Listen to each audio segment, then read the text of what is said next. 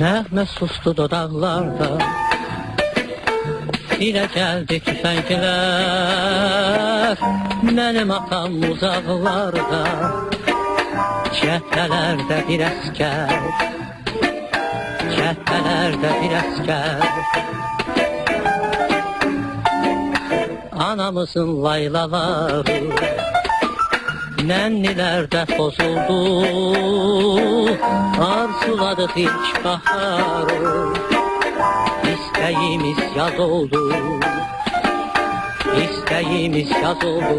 Səni uşaq, sən bizdən uzaq düşdün artıq, səni yerlər apardı, ya soyuq əllər apardı.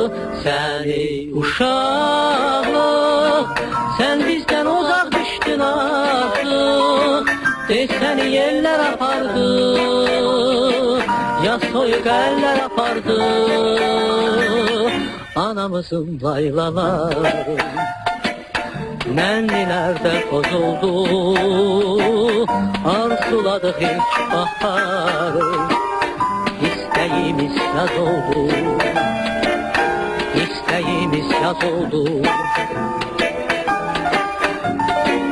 Görmədik biz gül dəstəsi, görmədik biz oyuncaq,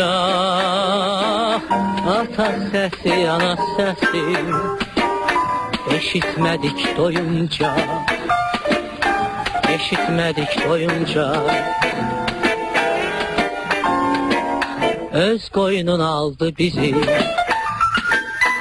bu buruqlar şəhəri, yar böldük dikəmizi, gözlədik al səhəri, gözlədik al səhəri.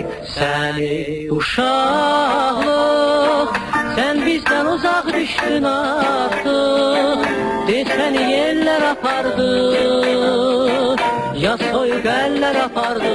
Səni uşaq, sən bizdən uzaq düşdün artıq, səni yerlər apardı, ya soyuq əllər apardı.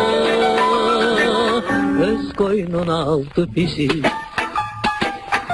bu buruqlar şəhəri, yar böldük dikəmizi, gözlədik al səhəri, gözlədik al səhəri.